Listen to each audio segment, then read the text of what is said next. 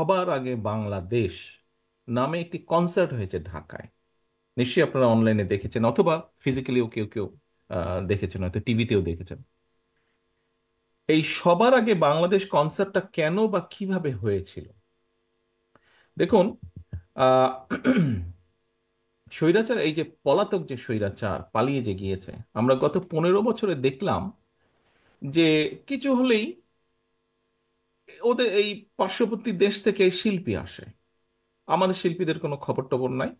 কিছু হলেই, সেটা সরকারি অনুষ্ঠান হোক, বেসরকারি হোক, ব্যক্তিগত হোক, কিছু হলেই দেখি এই সব ওই দেশি শিল্পীরা আসে, গান করে, কি করে না করে। আর তারপরে তো দেখলাম এই যে যেই দলটি ভেঙে গেল, এদের এমপি মন্ত্রী, তথাকথিত এমপি মন্ত্রী যারা ছিল, একদম মাটিতে গেড়ে বসে দেখি দেখছে। খুবই ইনসাল্টিং ব্যাপার ছিল, নিজেকে খুব ছোট মনে হতো যে এটা কি করছে এরা। আচ্ছা, তারপরে এরা পালিয়ে গেল, 5 তারিখে পরিবর্তিত অবস্থা হলো। মানে 15 বছর দেখেছি শুধু ইন্ডিয়ান শিল্পী আসে, ইন্ডিয়ান শিল্পী আসছে, আশ্চর্য ব্যাপার। দেশি তারপর শিল্পীদের খবরই পাই না। আচ্ছা, এই 5 তারিখের পরিবর্তন হলো, 5 তারিখের পরিবর্তনের পরে হঠাৎ করে দেখলাম, এতদিন দেখলাম দিল্লি থেকে আসতো, এখন দেখি ইসলামাবাদ থেকে আসা শুরু করলো। এ পাকিস্তানি শিল্পী আসে, এ এসে এই কনসার্ট করে, ও এসে এই কনসার্ট করে। তো একদিন সকালে আহ, ও, নাস্তা খাওয়ার টেবিলে আমি যখন নিউজগুলো দেখছি, হঠাৎ দেখি যে এক পাকিস্তানি শিল্পী আসবে। কেন পাকিস্তানি শিল্পী আসবে? সে আসবে বৈষম্য বিরোধী আন্দোলনে যে সকল ছাত্রছাত্রী আহত হয়েছে বা বিভিন্নভাবে ক্ষতিগ্রস্ত হয়েছে, তাদের জন্য ফান্ড রেজ করবে। সেই শিল্পী কোনো পয়সা নিবে না, সেই ফান্ডের জন্য যা পয়সা উঠবে সেটা সব তারা সেই ফান্ডে দিবে। কিন্তু ওখানে একটা ভিতরে লুকোনো ব্যাপার ছিল, বিপিএল এর খেলা ছিল।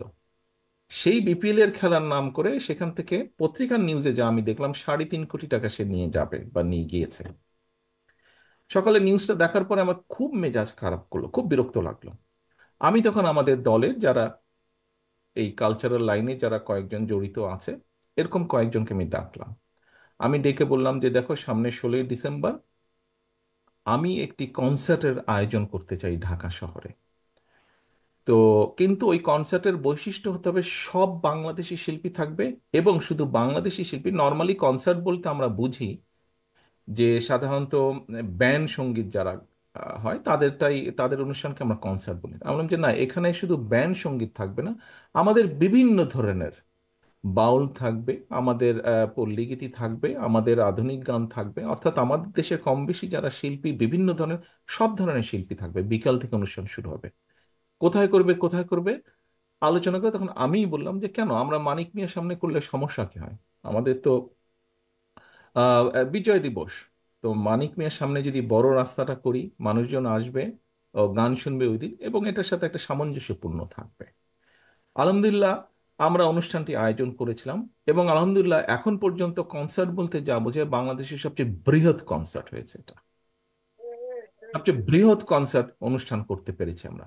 এবং আমাদের সবচেয়ে বড় সার্থকতা, বাংলাদেশি বাংলাদেশি এবং বাংলাদেশের প্রায় বলা যায় নাম করা যত শিল্পী আছেন, সবাই সেদিন ওখানে পারফর্ম করে।